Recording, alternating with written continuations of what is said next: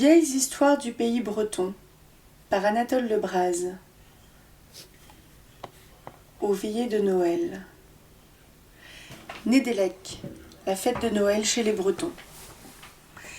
La solennité de Noël a donné naissance à une riche floraison de chants populaires célébrant sur tous les tons, et même sur les moins religieux parfois, le touchant épisode de la Nativité. Chaque région, chaque province a les siens, qui réfléchissent le tour d'imagination propre à ses habitants. Ils ont, en Bourgogne, une jovialité large, bien nourrie, haute en couleurs. En Provence, une grâce heureuse et comme ensoleillée. Ils sont en Bretagne, où la joie même a quelque chose de grave, d'une mysticité délicieuse qui en fait comme les fragments épars d'une sorte d'évangile apocryphe, composé par des poètes barbares, mais pieux, à l'usage du peuple armoricain. Les enfants des bourgs et aussi les mendiants, les vieilles femmes, les vont chantant de porte en porte aux approches du jour consacré. Du 20 au 25 décembre, les rues foisonnent de ces chanteurs de Nédélec. Ils voyagent par groupes, le plus souvent à la tombée de la nuit, égrenant leur répertoire le long des seuils, implorant en échange le Quignawa, les étrennes du pauvre, au nom de Jésus. D'aucuns se réunissent sur la place du village ou s'échelonnent sur les marches du cimetière et se mettent à psalmodier en plein air, sous les étoiles, de rustiques récitatifs où il arrive que le même acteur soit tour à tour mage et berger. Tous sont tout entiers à leur rôle d'annonciateur du Messie. Ils y apportent une conviction ingénue et entêtée. Pluie ou verglas, ils n'en ont cure. J'en ai vu stationner devant les maisons, front découvert et toujours bramant, sous des averses torrentielles. Parmi eux, beaucoup ne sont pas éloignés de croire que le Christ est venu spécialement pour les Bretons. Aussi, le poème de sa naissance a-t-il pris, en passant par leurs lèvres, une forte teinte celtique. Il suffirait de coudre ensemble, à la façon des rhapsodes, quelques-uns des Noëls locaux où cette naissance est célébrée, pour obtenir un évangile complet. J'entends un évangile bas breton, de la Nativité. C'est ce que l'on a tenté de faire dans les lignes qui suivent, en demeurant fidèle non seulement à l'esprit, mais autant que possible à la lettre de ses naïves inspirations. Or, c'était à Bethléem, la petite ville de Judée, à 2 lieues de Jérusalem la Sainte. Le soir descendait, doux et pur, quoiqu'on fût au cœur de l'hiver. Depuis de longues heures déjà, le marché était fini. Et cependant, les rues étaient pleines de monde, et sans cesse, la foule s'accroissait. Car l'empereur de Rome, désireux d'être fixé sur le nombre de ses sujets, avait ordonné à tous les habitants de la contrée de se faire inscrire au greffe de leur quartier.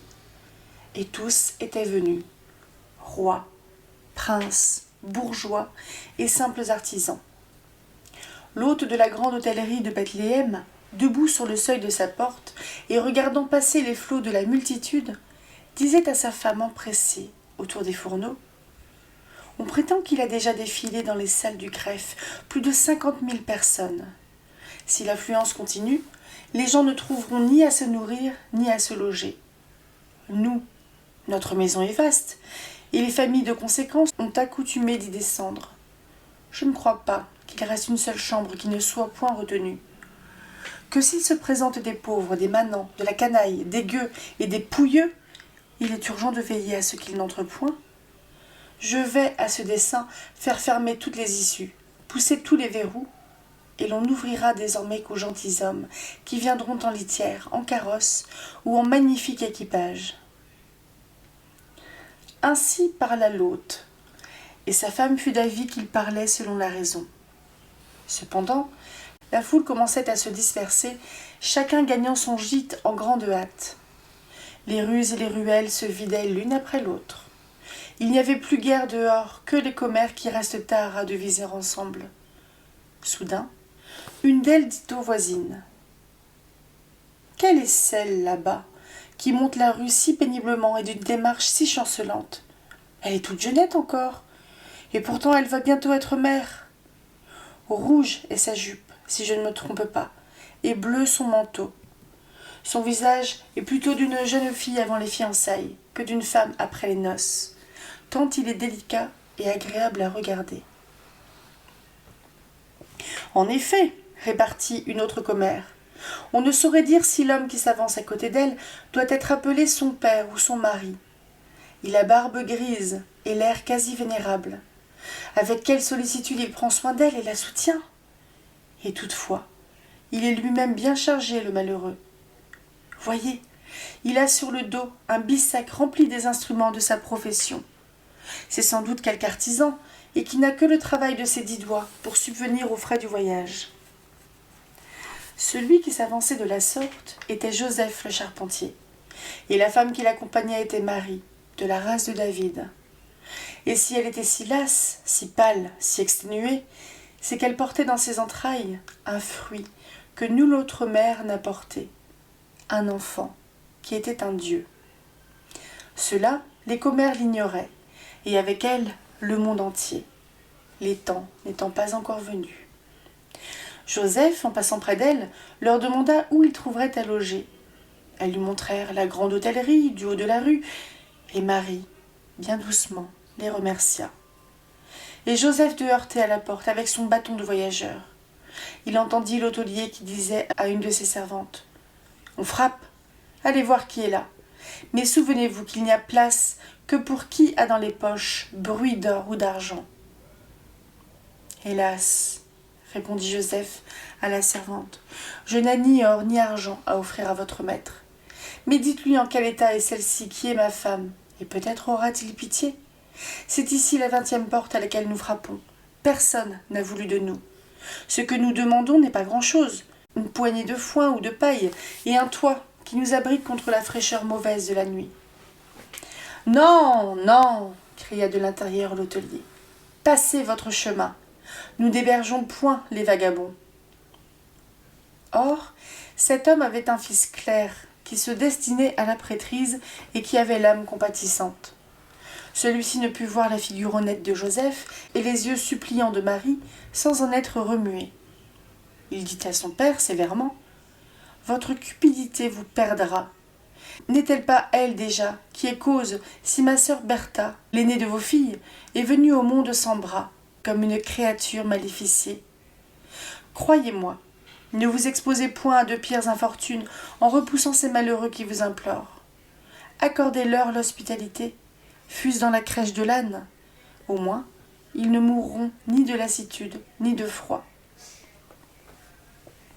L'hôtelier dit à la servante d'un ton bourru « Va donc, puisque mon fils Claire le veut, prends la lanterne et conduis ces quémandeurs à l'étable. » La servante fit ce qui lui était ordonné, puis se retira, laissant Joseph et Marie dans l'ombre de la crèche. Mais aussitôt, il s'éleva des vêtements de la Vierge une lumière douce comme la vapeur qui s'exhale des prés au clair de la lune. Et Joseph vit qu'il n'était pas seul, que 2 bêtes aussi étaient là, un bœuf et un âne, qui n'étaient même pas attachés. Et il dit à sa femme « N'ayez point de peur, Marie, ces bêtes ne vous feront point de mal.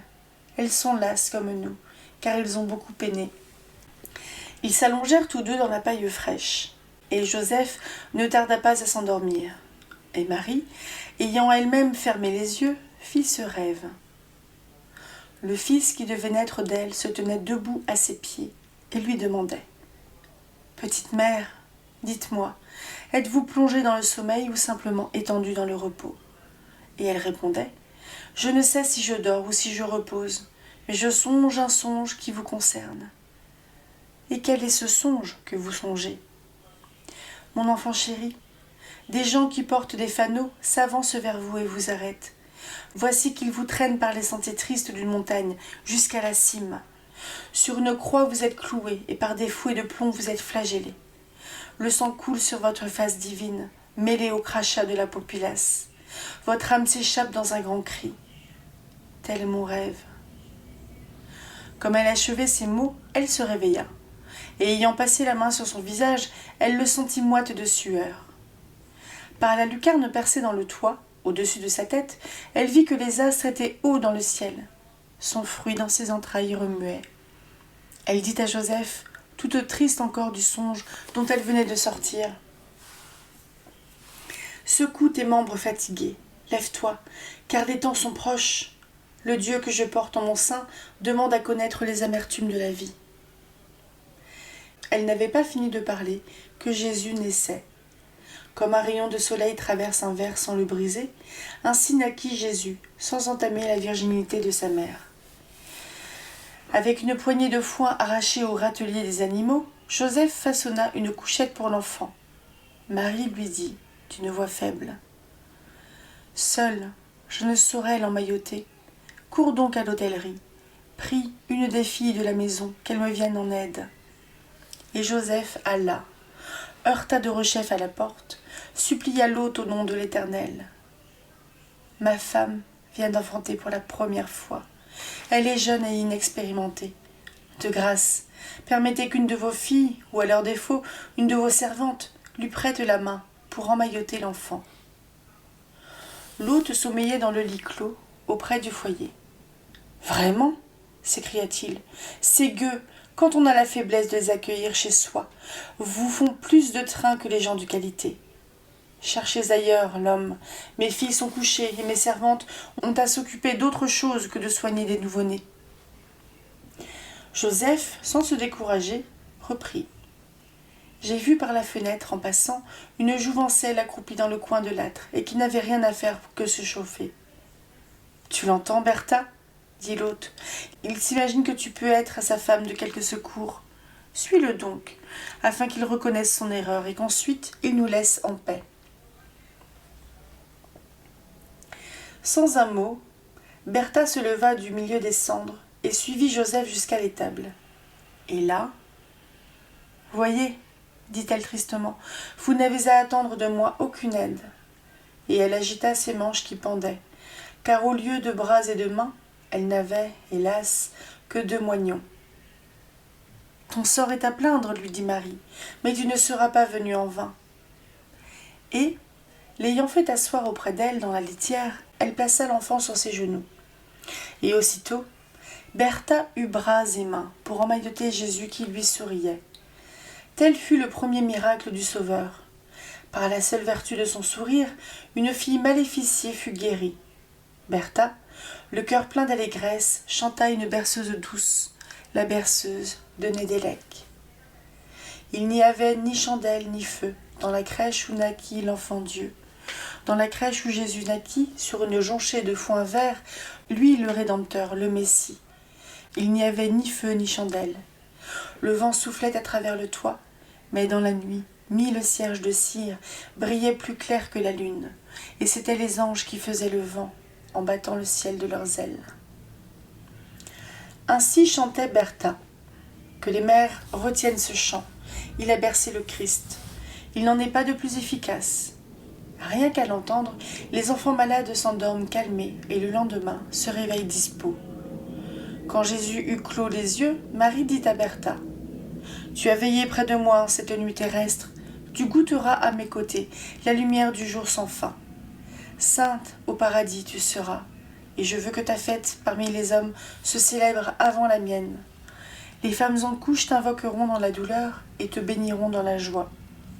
Tu donneras force et santé aux nourrissons, aux nourrices un lait intarissable. Cette promesse que je te fais, sois assuré que mon Fils la ratifiera. » Et cependant, à travers le ciel étoilé, dans la nuit de décembre plus claire qu'un soir de juin à l'heure du couchant, des anges passaient par légions innombrables et tourbillonnaient ainsi que les vols de mouettes blanches sur l'estuaire des rivières salées. Leurs grandes ailes silencieuses traçaient de ci de là des sillages couleur d'argent. Ils chantaient. Gloire, gloire dans les profondeurs du firmament, au Créateur du soleil et de la lune, et de tout ce qui est sur la face de la terre. À leur voix, le monde entier tressaillit. Une procession immense se mit en marche vers Bethléem. Les hommes vinrent, les animaux suivirent, et les arbres, dit-on, inclinant leurs cimes dans la direction de l'étable sainte, pleurèrent d'être attachés au sol. Les pâtres des montagnes arrivèrent les premiers. Une étoile de là-haut leur avait fait signe, et jusqu'au terme du voyage avait cheminé devant eux. Des pêcheurs, mouillés au large, entendirent des musiques ravissantes vibrer dans les flots. Leurs barques, rompant les amarres, dérivèrent d'elles-mêmes vers le rivage, comme pour leur enjoindre d'aller adorer le Messie. Après les bergers et les marins, ce fut le tour des laboureurs, des artisans et enfin des rois. Aux mânes même des ancêtres, enfouis dans les limbes, il fut donné de contempler le visage rayonnant de Jésus. Telle est, dans ses traits principaux, la rustique épopée dont les chanteurs de Noël font retentir les bourgades bretonnes. Elle se complète par des pastorales que l'on jouait naguère dans les églises mêmes. Noël des bergers, Noël des mages, et sur lesquelles il serait trop long d'insister. Elle se complète surtout par un ensemble de croyances et de traditions, communes sans doute à la plupart des peuples chrétiens, mais qui ont gardé en ce pays d'Ouest une empreinte singulièrement vive et profonde. On vient de voir les ancêtres associés, jusque dans les ténèbres des limbes, à l'allégresse universelle. C'est fête à Noël, pour les morts aussi bien que pour les vivants. Les paysans, qui, des manoirs éloignés, se rendent à travers champs à la messe de minuit, croisent parfois en route des défilés d'êtres mystérieux, de muettes processions d'âmes. Elles sont disposées d'ordinaire sur 3 rangs, les blanches, les grises, les noires. Celles-ci ne font que commencer leur pénitence. Les secondes l'ont à moitié accomplie. Les premières, ayant terminé leur stage expiatoire, prendront, au moment de l'élévation, leur vol pour le paradis. Elles suivent de préférence les anciennes voies abandonnées. À leur tête s'avance un prêtre en surplis, escorté d'un enfant de chœur agitant une clochette, de laquelle il ne sort aucun son. C'est le recteur des défunts. Il mène ses ouailles vers quelque chapelle en ruine, comme il s'en voit tant sur les promontoires de la côte ou dans les landes de l'intérieur. Les rondes qui obstruent le seuil s'écartent spontanément pour laisser passer le cortège. La neige qui recouvre la table de l'autel se change en une nappe de toile fine, et des cierges invisibles s'allument, dont le vent qui souffle est impuissant à faire vaciller la flamme. Chacun se place et s'installe. Le visage des hommes disparaît sous un feutre à large bord, celui des femmes sous le capuchon de la mante. L'officiant, d'une voix plus ténue qu'une haleine de brise, entonne la messe du silence. Il a été donné à des vivants d'y assister par hasard.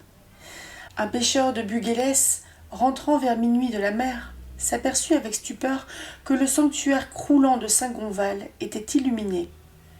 La curiosité l'amena jusqu'au porche. Comme il pénétrait dans l'enceinte, le prêtre, se retournant et tenant l'hostie entre ses doigts, dit « Il y a quelqu'un ici qui peut recevoir. Qu'il s'avance donc et qu'il reçoive. » En parlant de la sorte, il regardait fixement le pêcheur. Par 3 fois, il renouvela cette injonction. À la 3e, le pêcheur s'avança. Il s'était confessé au bourg, dans l'après-dînée, et pouvait par conséquent recevoir. « Ma bénédiction sur toi, » murmura le prêtre, aussitôt qu'il eut communié. « En acceptant de ma main le corps du Seigneur Dieu, tu m'as délivré, et avec moi toutes les âmes défuntes ici présentes. Pour ta récompense, tu nous rejoindras avant peu. » La semaine d'après, le pêcheur mourut, sans souffrance, et naturellement, alla droit au ciel.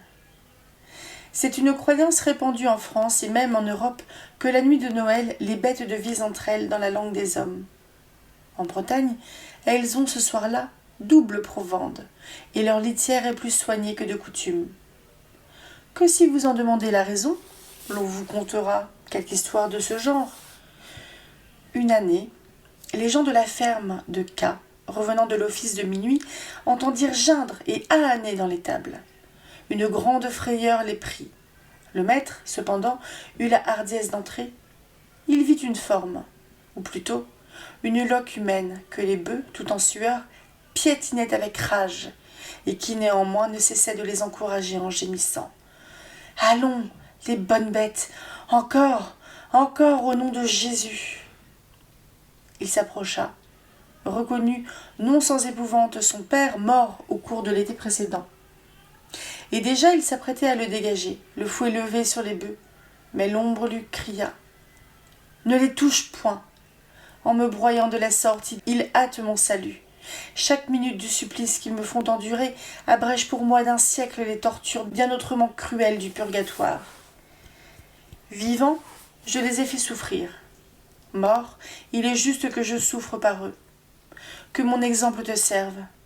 Apprends qu'il faut être doux envers les animaux de Dieu, et tâche surtout qu'à Noël, il n'est que des louanges à te donner, devant la face du Rédempteur.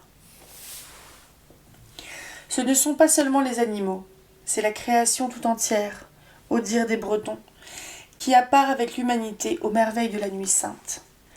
Les landes désertes, les cimes dénudées, les solitudes même de la mer, ce peuple de cités splendides, retentissantes d'un immense hosanna. Les entrailles des terres et des eaux s'ouvrent pendant que tintent les 12 coups de minuit, et laissent voir, au sein de leur mystérieuse profondeur, des enfilades de salles enchantées, où l'or et le diamant ruissellent le long des murs. Il n'est pas jusqu'aux arbres, à qui les bises de novembre ont arraché les dernières feuilles, qui ne se mettent à reverdir momentanément, au souffle du printemps divin. Des fleurs de paradis éclatent en un bouquet magique à la pointe de chaque branche, et tout l'espace en est embaumé. L'herbe d'or, Anaur Yehoten, l'herbe qui fait aimer, miroite à la lueur des étoiles, et devient facile à reconnaître, partant accueillir dans l'humide gazon des prairies. Enfin, et c'est ici aux yeux du peuple armoricain le miracle suprême, l'eau des sources, pendant le temps que dure la consécration, se change, dit-on, en vin pur. On représente volontiers la Bretagne comme la terre classique de l'ivrognerie. En vérité, la race y est plus sobre qu'on ne croit, par force, il est vrai, plutôt que par vertu. Le vin surtout apparaît comme une boisson de luxe, exclusivement réservée à la table des riches. Il ne manque pas de pauvres gens qui, de toute leur misérable vie, n'y ont jamais goûté. Pourquoi Jésus naissant ne renouvellerait-il pas, en leur faveur, une fois par an, le miracle des noces de Cana? On vous citera pour preuve l'aventure, authentique ou légendaire, de Nonique Garlantès. Terminons par elle. Ce Nonique Garlantès était un petit vieillard, un simple d'esprit. Il errait de bourg en bourg, tenant, en guise de violon, un sabot, sur lequel il faisait mine de jouer des airs qui devaient être fort beaux, à en juger par les extases où il le ravissait. Une nuit de Noël, il vint demander l'hospitalité dans une ferme des environs de Ploumilio. On lui dressa un lit de paille dans la grange, et le lendemain matin, selon l'usage, on lui trempa une écuellée de soupe. Mais il ne parut pas dans la maison. Il était coutumier de ces fugues, de sorte qu'on ne s'inquiéta point. Or, vers midi, la servante, ayant eu besoin au puits, pensa s'évanouir de frayeur. Lorsqu'en tirant sur la corde du seau, elle vit émerger une tête d'homme. On hissa dehors le cadavre, c'était celui de Nonique.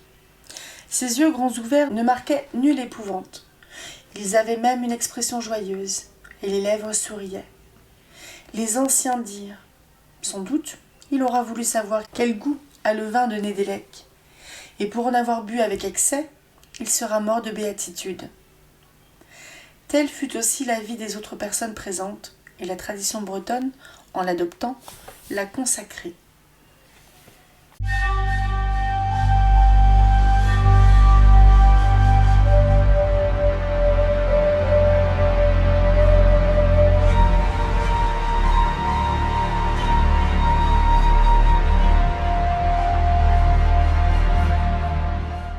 Noël de Chouan. Depuis 3 jours, il neigeait sans presque discontinuer. Sous le ciel bas et noir, la lumière était comme morte. On n'y eût pas vu clair en plein midi.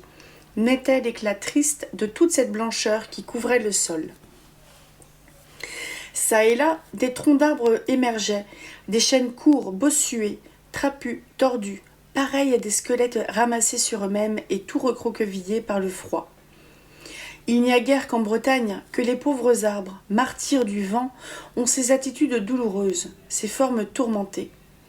Et c'est, en effet, au pays d'extrême ouest que ceci se passait dans l'hiver de 1793, la veille de Noël. Quand je dis veille de Noël, c'est une façon de parler. Car de Noël, cette année-là, bien peu de gens se souciaient. Et, dans l'aspect des choses, on eût cherché en vain quelques signes annonciateurs de la nuit sainte. Depuis de longs mois déjà, les églises s'étaient vêtues de solitude et de silence.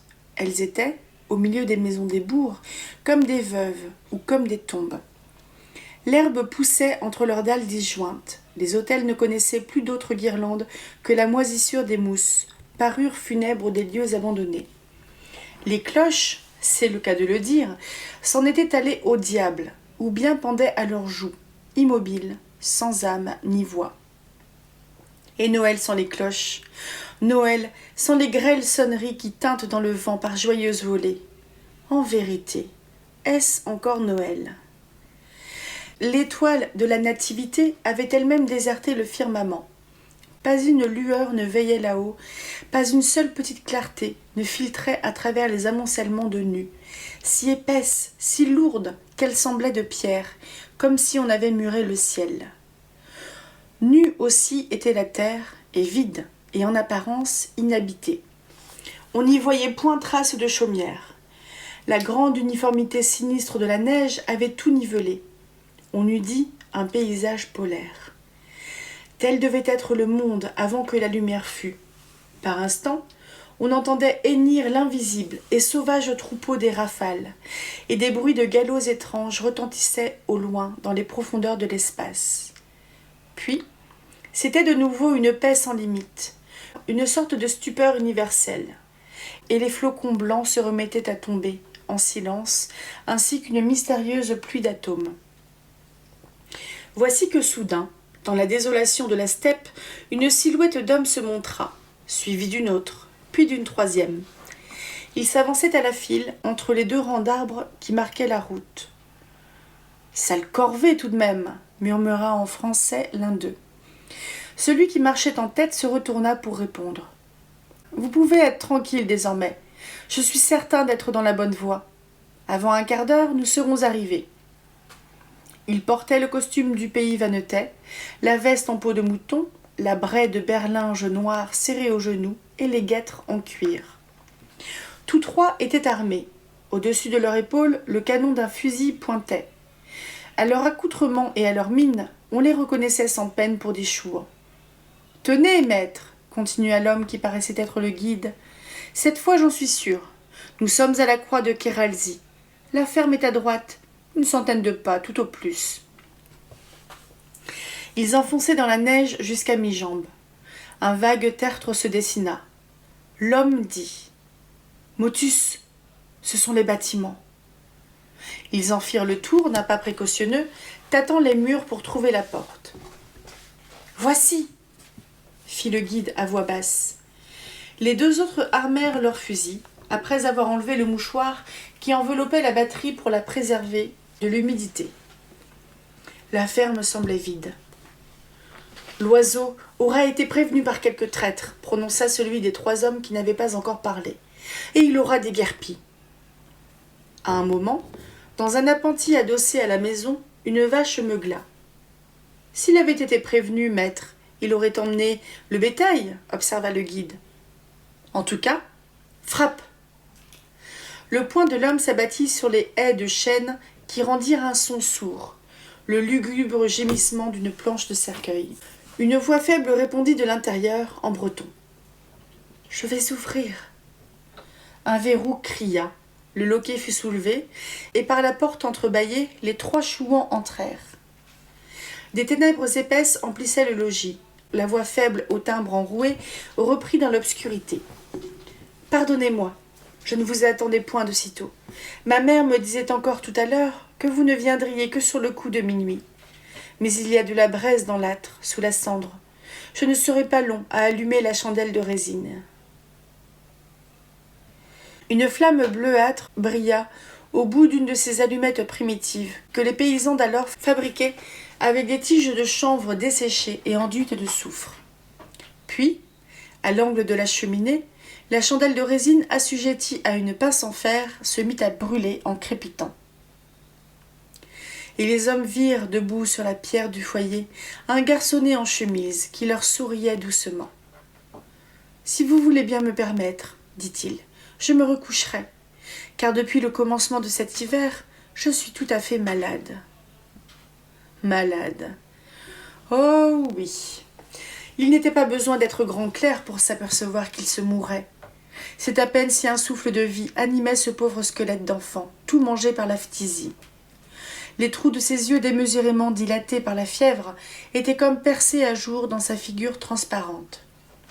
Voyant que les 3 hommes le regardaient d'un air de pitié, il ajouta : « Je guérirai peut-être à la belle saison, mais ce froid me glace. » Il se hissa péniblement sur le banc placé en avant du lit clos en guise de marchepied.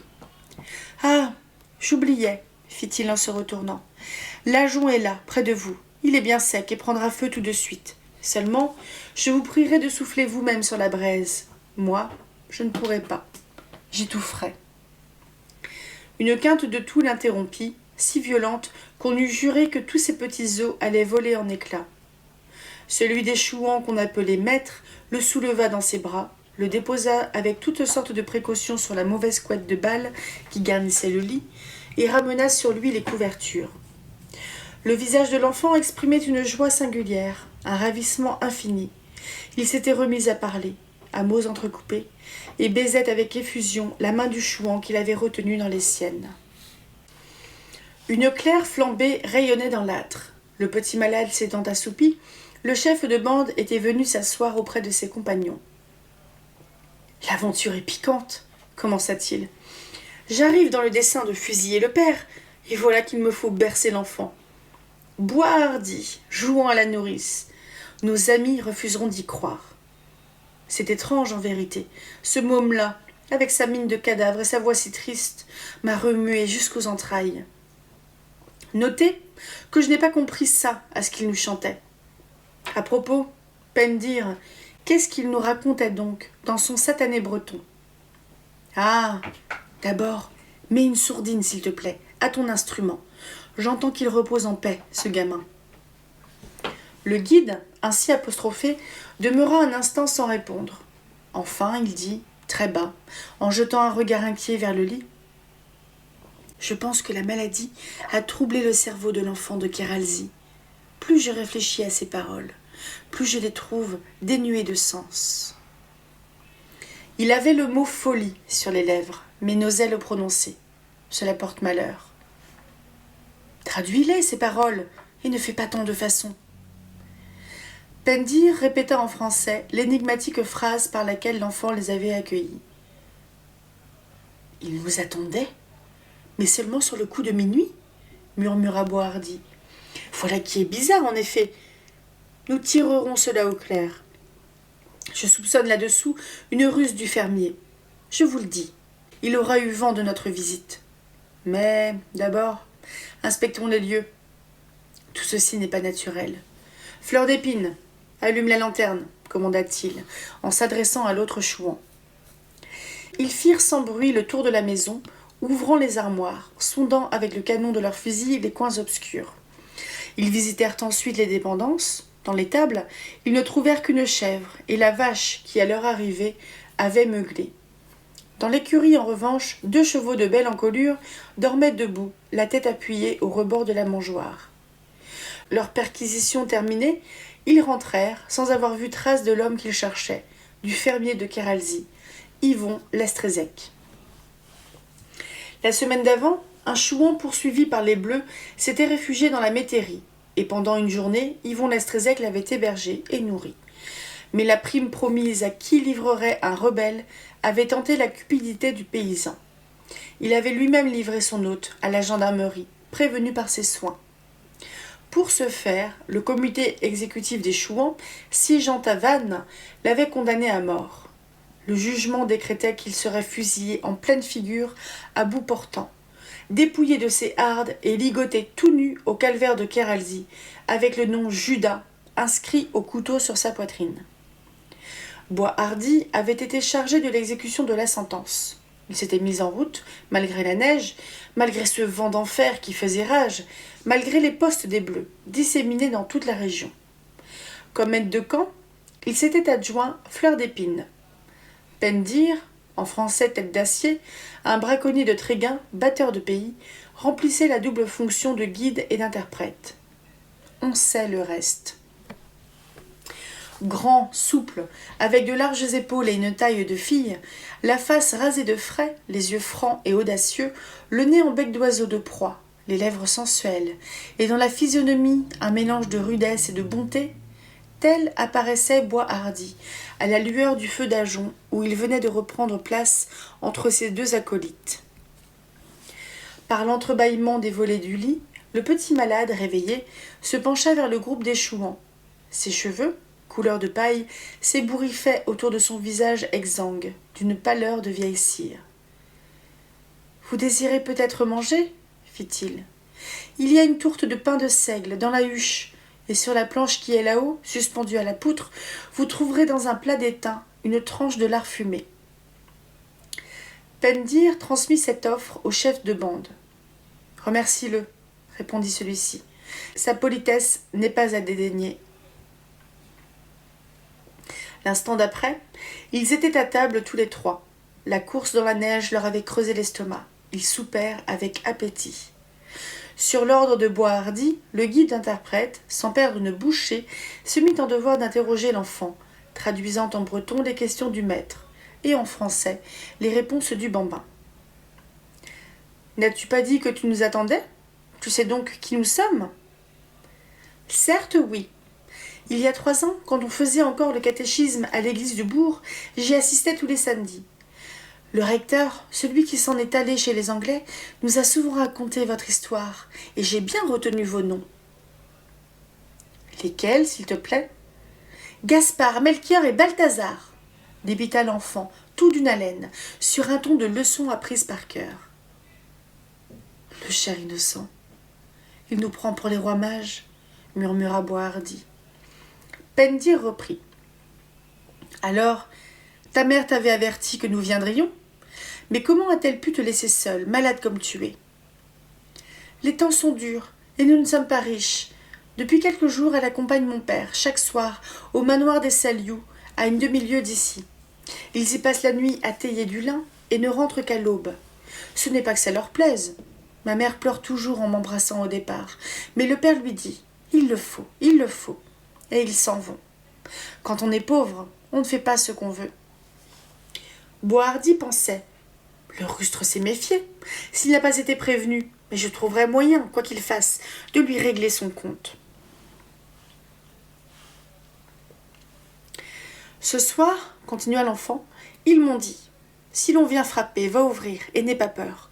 Rappelle-toi que la nuit de Noël, les envoyés de Dieu courent les chemins. » Fleur d'Épine s'écria « Au fait, c'est nuit de Noël.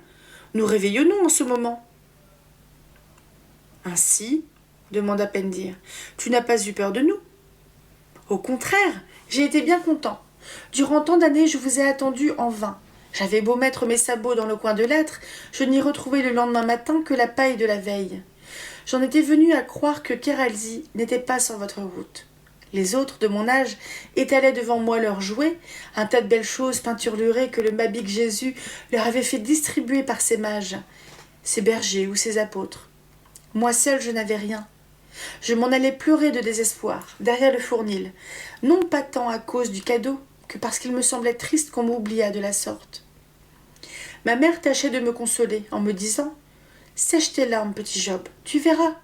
L'année prochaine, les gens du bon Dieu t'apporteront un habit neuf, aussi bleu que le ciel, avec des boutons de nacre, aussi brillants que les étoiles. » Mais moi, je faisais le nom de la tête, je n'avais plus foi. Si vous aviez tardé un Noël encore, je suis sûre que la peine que j'en aurais eue m'aurait tuée. Tenez, quand enfin j'ai entendu votre coup à la porte, j'ai pensé mourir de joie. Le pauvré dut s'interrompre. Dans sa gorge oppressée, sa voix râlait. Il fit cependant un dernier effort pour demander « Dites, vous me l'apporterez, n'est-ce pas, l'habit bleu aux boutons de nacre ?» Boishardy s'était levé d'un bond. Sur ses joues roses, 2 grosses larmes roulaient. Il tira sa montre, elle marquait 10 heures. « Pendir, dit-il, réponds-lui qu'il dorme tranquille, et que demain, au lever du jour, l'habit sera étendu au pied de son lit, veste, gilet et pantalon. Vous autres, faites le quart jusqu'à mon retour, et à la moindre alerte, égayez-vous. Le terrible homme était déjà dehors. On entendit dans la cour le bruit d'un cheval qui s'ébroue, puis un hop sonore, puis un galop sourd, bientôt étouffé dans le vaste silence des neiges.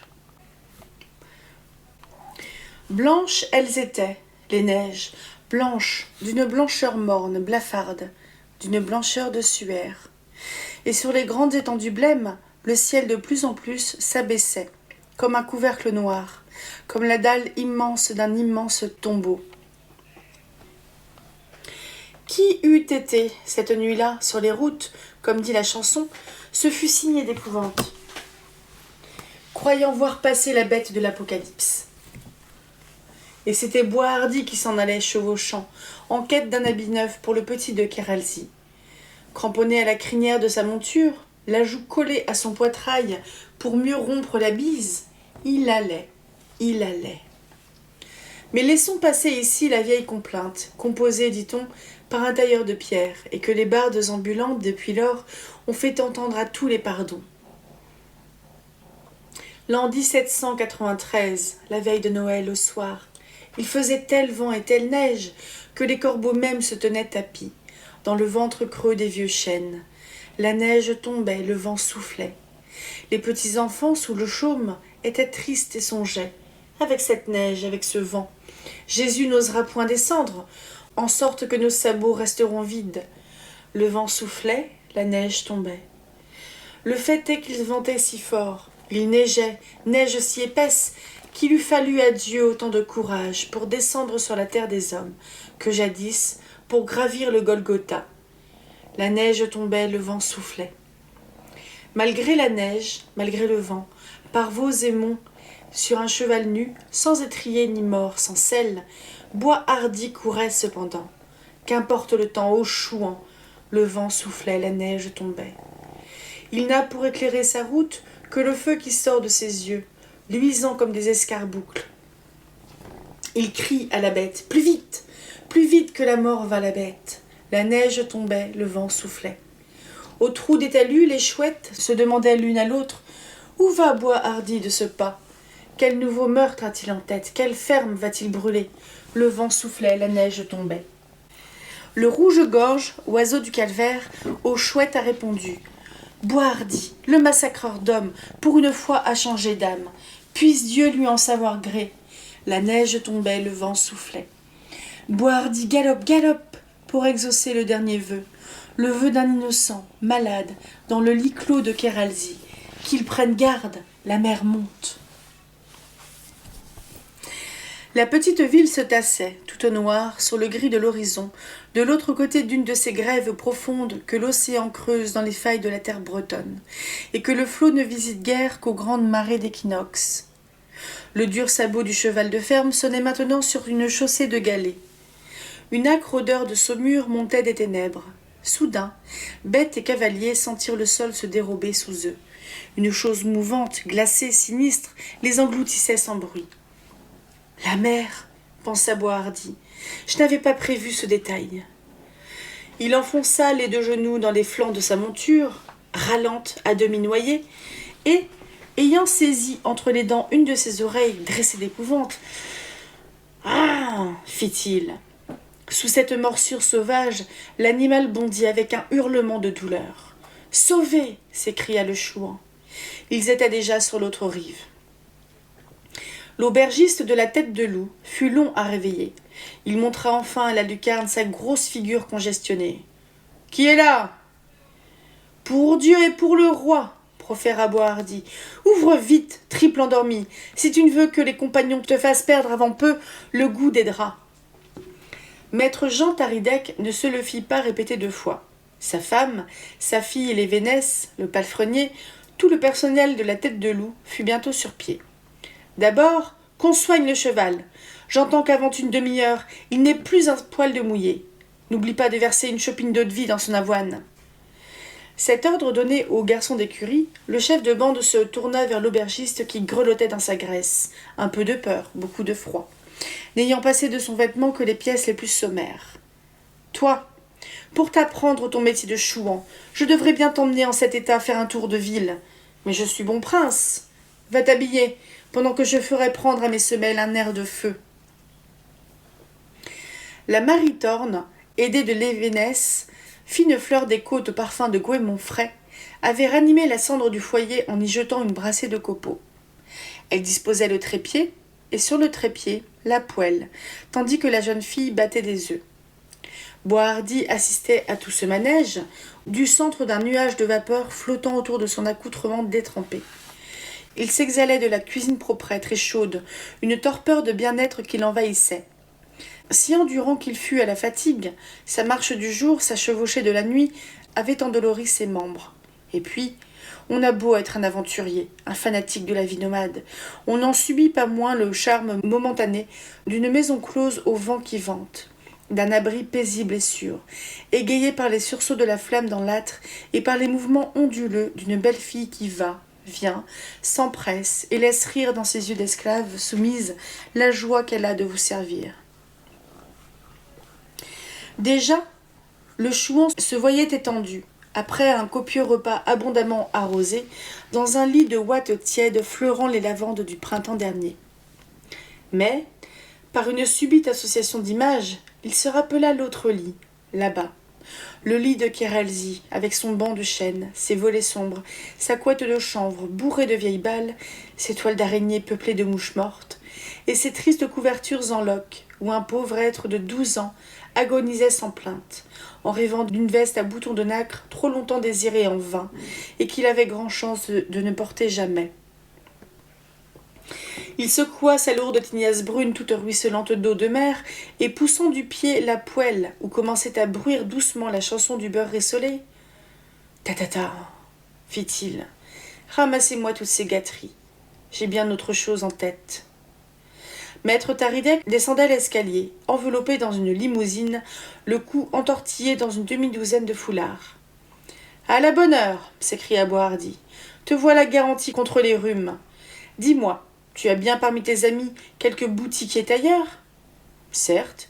Courons-y de ce pas. » Le marchand, réveillé en sursaut, pesta sans doute quelque peu contre cet acheteur nocturne à mine de forban. Mais la vue d'une poignée de jaunets calma vite sa mauvaise humeur. Justement, il avait là un habit d'enfant, tout ce qui peut se voir de plus délicieux et moelleux, un pur velours. Touchez-moi cette étoffe. Les boutons, il est vrai, n'étaient point de nacre, mais ce fut l'affaire d'un instant de les changer. Au sortir de chez le tailleur, on passa chez le cordonnier, puis vint le tour de l'apothicaire. Le chouan s'y emplit les poches de fioles de sirop, de plusieurs zones de pâte de réglisse et d'un nombre indéfini de sachets de pastilles. À l'un des contreforts de l'église, qui pour le moment servait de grenier à fourrage, s'adossaient les chopes d'un imagier. Mais rendons la parole à l'auteur inconnu de la complainte. Chez l'artisan faiseur de saints, Boishardy entre en dernier lieu. Boishardy entre, bourse en main, et sans marchander, il achète un bon dieu d'ivoire. Le vent soufflait, la neige tombait. Il achète un blanc crucifix, pour que l'enfant de Kérasie ait, en mourant, devant les yeux, celui qui mourut pour les hommes, le maître doux du paradis. La neige tombait, le vent soufflait. Entre le ciel noir et la terre blanche, de nouveau, Boishardy galopait. Une fente s'était ouverte du côté de l'Orient, dans la muraille sombre qui ferme le ciel, et une grise lumière, émanée d'une source mystérieuse, filtrait au flanc des nuages. C'était comme une promesse de jour, après cette nuit sépulcrale, qui semblait ne devoir jamais finir. Le cavalier put franchir la crique sans encombre. La mer s'était retirée au loin. Sa plainte basse, continue, s'entendait à peine, comme si, après avoir été furieusement surmenée par la rafale, elle s'en fût retournée battue et pleurante vers d'impénétrables solitudes. Sur la plante opposée, la bête tout à coup se cabra. Boishardy ne tarda pas à comprendre à quelle sorte de danger il avait affaire. Quelques flocons de fumée se balançaient au-dessus d'un bouquet d'aulnes. « Attrape, chouan !» avait crié une voix. Il donna si rudement du talon de ses souliers ferrés dans le ventre de sa monture que celle-ci s'enleva d'un bond. « Au cheval! Visez au cheval !» hurla une autre voix. Une grêle de balles siffla, fauchant les ramilles menues, et Boishardy, désormais hors d'atteinte, se mit à agiter son feutre épinglé d'une cocarde noire en ricanant. « Tirez! Tirez, les bleus! Taillez de la besogne pour les ramasseurs de bois morts !» Aux alentours de la ferme de Kéralzy, rien dans le paysage n'avait changé. C'était le même désert neigeux, le même silence. En passant au pied du calvaire, le bandit se signa, mais en même temps, il marmonnait entre ses dents quelque chose qui ne devait pas être une prière, à en juger par l'expression de férocité de sa figure. Les 2 piliers qui marquaient l'entrée de la cour émergèrent. Boishardy fit entendre un cri strident et prolongé, un ululement d'oiseaux nocturnes. La porte de la maison s'entrebâilla aussitôt, et Fleur d'Épine se montra, suivie de Pendir. « C'est vous, maître ?»« C'est moi. Fleur d'Épine, maintiens la bête. Nous aurons encore besoin d'elle. Toi, Pendir, trouve-moi à l'écurie une corde quelconque, longe ou licol. Surtout, prends-la solide. » Quant à lui, il s'achemina vers la ferme, son ballot sur les épaules. L'enfant dormait, la tête tournée au mur. Boishardy étala sur le lit un à un les effets qu'il avait été quérir, rangea sur la table de cuisine les paquets de bonbons et les fioles, suspendit les souliers en évidence au manteau de la cheminée, puis, ayant posé le Christ d'ivoire entre les mains amaigries du pauvre malade, il se découvrit et murmura « Que le Dieu qui naquit à Noël te garde de souffrir longtemps. Pour nous, ajouta-t-il en se parlant à lui-même, dépouillons notre couronne de roi mage. À ta besogne, Boishardy. » L'enfant resta seul dans la pièce assombrie, seul avec le crucifix, que le rouge reflet de l'âtre éclairait d'une lueur de sang. Le chouan avait rejoint ses compagnons. « Où allons-nous ? Au calvaire. Et tâchez que l'animal ne vous échappe point. » Le cheval, encore tout fumant de la folle équipée qu'il venait de fournir, se refusa d'abord à marcher. Il reniflait désespérément du côté de l'écurie, où son frère de la bourre, qui tout à l'heure avait reconnu son trot, ne cessait de hennir pour l'appeler. Boishardy lui larda la croupe de coups de couteau. Puis, alors, comprenant sans doute qu'il ne gagnerait rien à résister, il s'abandonna au sort, avec son doux fatalisme de bête. Il ne lança même pas une ruade quand, arrivé auprès de la croix, les brigands s'apprêtèrent à lui entraver les jambes. Garrotté au point de ne plus pouvoir se tenir debout, il s'abattit lourdement dans la neige, sans une plainte, se résignant d'avance à de pires extrémités. Le calvaire se dressait à l'angle d'un champ que bordaient de hauts talus, hérissés de broussailles surplombantes. Les 3 hommes se couchèrent dans la douve, à l'abri de cette espèce d'auvent. Devant eux, de grandes masses de neige durcies formaient rempart. La tourmente s'était tue. Une haleine moins âpre soufflait de l'Occident. Les nuages se soulevaient comme s'il leur eût poussé des ailes. Une sorte d'animation silencieuse se faisait dans le ciel. À l'est, du fond des lointains pâles, un disque de pourpre violacé surgit. Un soleil sans flamme et sans rayon. Un spectre d'astre, fatigué avant d'avoir entrepris sa course. Les chouans guettaient, fusils armés. Un groupe d'hommes venait par la route, en causant. L'un d'eux dit « J'ai envoyé la ménagère par la traverse. Elle doit être à la ferme, depuis déjà 10 bonnes minutes. S'il n'y a rien de nouveau, elle ne va pas tarder à me faire signe. » Il s'était arrêté, une main en abat-jour au-dessus des yeux. Il regardait dans la direction de Kéralzy. « La voilà !» s'écria un second. « Je la reconnais. Elle secoue dans l'air un mouchoir. »« C'est donc que tout va bien !» répondit celui qui avait parlé le premier et qui n'était autre que le fermier du lieu.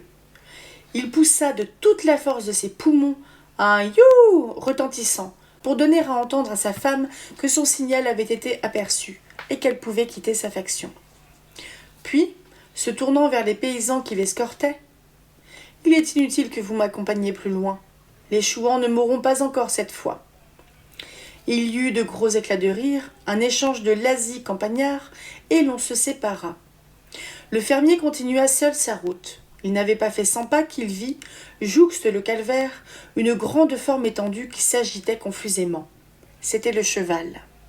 Son flair l'avait averti de l'approche de son maître, et il essayait de se remettre sur pied, sans y réussir, battant le sol avec sa tête à coups sourds et précipités. « Eh, mais, s'exclama l'homme, c'est Mogise !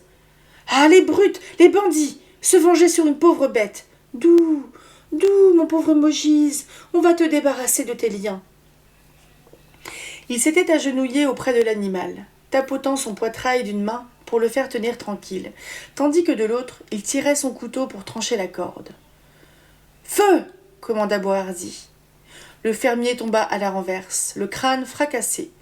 Une des balles avait traversé l'orbite droite. « Est-ce visé, ça ?» ricana le chef de bande, en montrant à ses acolytes le globe de l'œil qui pendait. Pentir dépouilla le cadavre de ses vêtements. En même temps, Fleur d'Épine enlevait au cheval son entrave, qui allait servir à crucifier le traître. Mogise partit en trébuchant, comme une bête saoule. Et le fermier, dont le froid racornissait déjà les chairs, fut hissé sur la croix et amarré à l'arbre de granit. Avec la pointe d'un stylet, Boishardy grava un peu au-dessus des seins le nom de Judas. Il apporta à cette sinistre besogne l'application d'un calligraphe, toute sa maestria de sculpteur en peau humaine. À la même heure, là-bas, dans la cuisine que blanchissait le jour, l'enfant de Kéralzy, extasié, disait à sa mère « Si tu l'avais vu, Mame, comme sa figure était imposante et belle. Je n'ai pas eu de peine, va, à deviner que c'était lui, Balthazar, le mage fils de Japet. Et les deux autres, quoique rois eux aussi, avaient l'air de n'être que ses serviteurs. Que de cadeaux, hein, que de cadeaux. Tu avais raison, Mame, il ne faut jamais désespérer.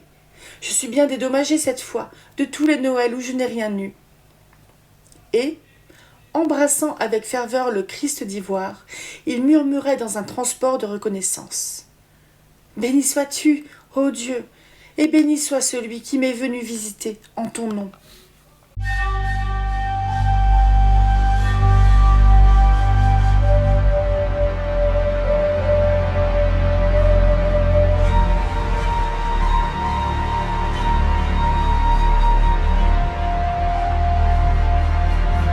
Bonjour et bienvenue dans ce nouveau lecture sur Vieilles histoires du pays breton d'Anatole Lebras. On a donc abordé les contes de Noël, donc Noël, Nédélec en breton.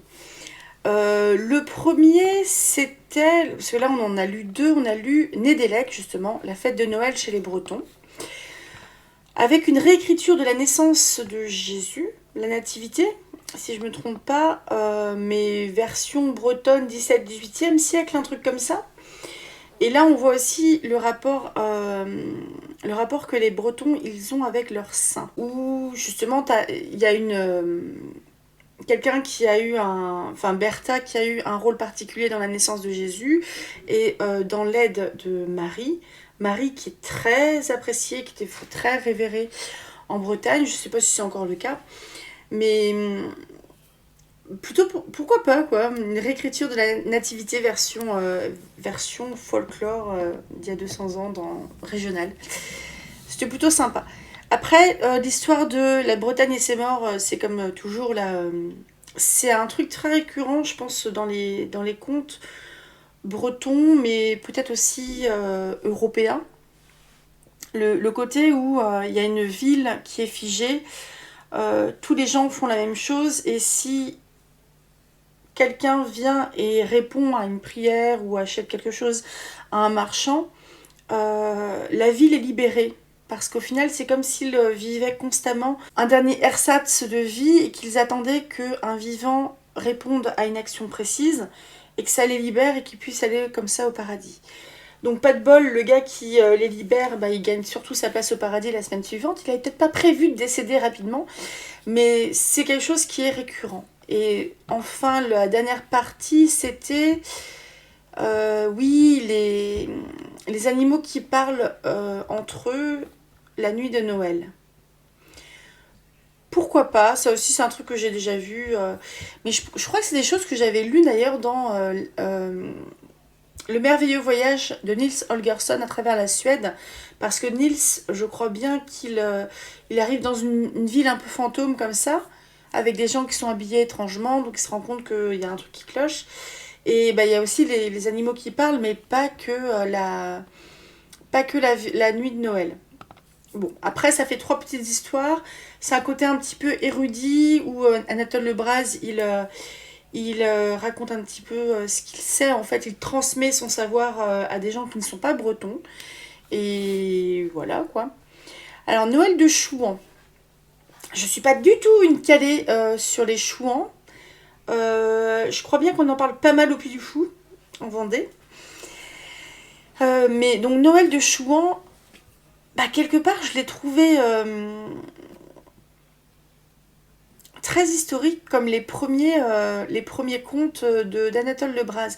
Et on a quand même des contes qui n'ont pas une énorme part fantastique, je trouve. On n'est pas dans un monde totalement différent, avec des êtres complètement fantastiques, fantomatiques, etc. Là, il n'y avait pas, hormis le paysage qui donne presque un aspect gothique en fait au conte, on n'a pas tant que ça d'aspect fantastique du tout même. On est bien dans l'histoire et dans les chouans. Alors, on avait une grande note que je vais vous lire. Boishardy, a priori, c'est un personnage qui a existé. Émile Souvestre, dans les souvenirs d'un bas breton, deuxième série, trace de Boishardy le portrait suivant. Les royalistes des Côtes du Nord, donc Côte d'Armor, avaient pour chef un des hommes les plus actifs et les plus entreprenants qu'a jamais produit aucune guerre civile. Ce chef était un gentilhomme obscur nommé Boishardy, qui avait vécu jusqu'alors uniquement occupé de chasser le loup et de courtiser les jeunes fermières. Les paysans, qui le craignaient à cause de sa force et de son audace, l'aimaient pour sa franchise familière, sa gaieté et ses élans d'une brusque bonté. Il ne s'était jamais donné la peine d'être meilleur ni plus mauvais que le hasard. C'est bizarre. C'est très bizarre cette phrase. Il ne s'était jamais donné la peine d'être meilleur ni plus mauvais que le hasard. Je la comprends pas. C'était un de ces hommes d'instinct, destinés à devenir populaires parce qu'ils ont le bonheur d'avoir à côté de chaque vertu un défaut qui la rend visible aux yeux grossiers de la foule. Ouais, la plèbe, la foule, là, je pense. Capable de mauvaises actions quand la passion les pousse, mais non d'une méchanceté, parce que la méchanceté suppose la corruption et le parti pris, nature cahoteuse qui plaise, comme les paysages accidentés et les arbres rugueux, par le seul charme de la vie et de la variété. Émile Souvestre, il est parti très loin, là. Hein. Enfin bref, je trouve ça choupi qu'il y ait quand même un gars qui est là pour abattre un royaliste, non? Les chouans, c'est les gentils ou c'est les méchants? Je sais plus.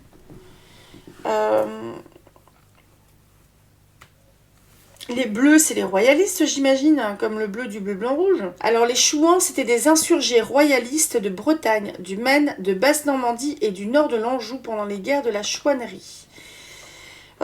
Actifs au nord de la Loire, les chouans sont distincts des Vendéens, actifs quant à eux au sud du fleuve, dans le Bas-Poitou, le sud de l'Anjou et le pays de Ray breton. Quoi le nom de chouan? Parce que chat-huant, donc il poussait un cri en fait de chouette-hulotte pour se reconnaître entre eux. Je vais pas tout lire. Hein. Donc ça commence en 1791. En 93, ça rejoint pas mal de régions de l'Ouest. Sociologiquement, les chouans sont des hommes jeunes et des paysans. Entre 18 et 30 ans, voire entre 20 et 25. Donc plus de 80% des paysans. Un petit peu de tisserands, un peu d'artisans. Le monde paysan regroupe 80% de la population française, donc ouais, c'est le reflet de leur part dans les rangs des chouans. Enfin bref, donc les chouans, ils sont royalistes, c'est ça, hein? Des insurgés royalistes. Ah bah oui, mais c'est à l'époque de la Révolution, bah oui. Amateur Jérôme Lebras des forges de Boishardy. Donc, chevalier de Boishardy, il est né en 1762 et est mort en 1795. C'est un chef chouan des Côtes du Nord. Petite noblesse, chevalier, origine de la famille bourgeoise. Son papa était mousquetaire du roi. Jérôme Sylvestre Les Bras du Forge, seigneur de Boishardy. Il n'a pas fini bien. Alors, je vais vous mettre en lien la fiche Wikipédia de Boishardy si ça vous intéresse. Ça a l'air d'être plutôt intéressant. Je connaissais pas, moi j'ai lu en diagonale. Mais bon, bref, les Chouans sont des royalistes. Et ça le fait pas vu que c'est la Révolution française et qu'on coupe la tête des rois. On a coupé en 89. Je me plante pas? Non, c'était un peu après, non? 1789, Révolution française. Je sais plus. Bref, ça fait longtemps que j'ai quitté l'école. Je le trouve intéressant, Bohardy, parce qu'on voit qu'il a une certaine aura auprès de ses hommes. J'ai aimé, moi, le fait que ils sont là pour abattre un paysan qui est contre eux, qui est certainement pour la République, et qu'il prend pitié en fait de ce gamin qui est mourant. La phtisie, je crois que c'est une affection respiratoire. C'est PHTISIE. C'est une tuberculose. C'est le vieux nom de la tuberculose pulmonaire. Donc on a un gamin qui a chopé la tuberculose, qui est certainement en train de décéder, qui a des parents qui sont trop pauvres pour que l'un d'eux puisse rester auprès de lui alors qu'il n'est pas bien, qui accueille comme ça les trois personnes parce qu'il croit dur comme fer que ce sont les rois mages qui vont lui apporter les cadeaux. Donc il y a un truc quand même assez glauque et triste, un sacré contraste entre ce gamin qui croit que ce sont les rois mages, puis les chouans qui sont là pour abattre son père et qui vont le faire. Surtout. Alors j'ai pas trop aimé le fait qu'il arde la croupe du cheval de coups de couteau. Bon, ils ont apporté un beau vêtement à l'enfant, mais c'est un enfant qui va mourir et c'est une femme qui va être toute seule et qui va devoir se remarier derrière. Vous voyez, les contes de Noël de Breton, c'est la joie aussi. Je l'ai trouvé assez touchant là-dessus. Même s'il va jusqu'au bout, Bohardy. C'est certainement en fait un espèce de... C'est de la fanfiction, real person... oui, c'est une réécriture en fait de la chouannerie avec, en reprenant des personnages historiques, en les mettant un petit peu à une sauce chrétienne, bienveillance et compagnie, mais bienveillance, mais je te bute de la gueule quand même. Mais oui, il y avait quelque chose d'assez touchant dans ce conte-là. Que peut-être que Bohardy, il avait lui-même un enfant ou perdu un enfant, ça lui rappelait quelque chose. Ou enfin, il n'a pas envie de faire mal à ce gamin-là, plutôt envie de lui faire plaisir. Donc là-dessus, c'était touchant. Je peux pas vous en dire beaucoup plus, ma foi. Alors, pour la prochaine fois, je reprends mes petites notes, parce que je les raye au fur et à mesure. Il va rester 3 semaines de diffusion au niveau des contes. Le prochain, ça sera le Noël de Jean Rumingol. Donc la prochaine vidéo, ça sera un seul conte, parce qu'il fait 19 pages. Après, on va en avoir 3. À bord de la Jeune Augustine, la Chouette et le Puits de Saint-Cadeau. Donc c'est 3 contes. Et la dernière fois, ce sera le Forgeron de Plouz-et-Lambre et En Alger d'Afrique. Donc 16 et 6 pages. Ça sera le 28 décembre. Après, je ferai une petite pause. Après, je pense qu'on va aller sur Andersen, parce que j'ai envie de lire du Andersen. J'aime bien. Je m'arrête là. Je vous souhaite un très bon samedi. À demain pour ceux qui m'écoutent dans la découverte des Hauts de Hurlevent, où là, on commence à se dire, mais c'est quoi le bordel? Ils sont pas très gentils aux Hauts de Hurlevent, les gens. Si vous voulez savoir pourquoi les gens ne sont pas très gentils, ceux qui habitent au Haut de Hurlevent, n'hésitez pas à venir me rejoindre pour une très belle lecture. Salut, passez un très bon week-end.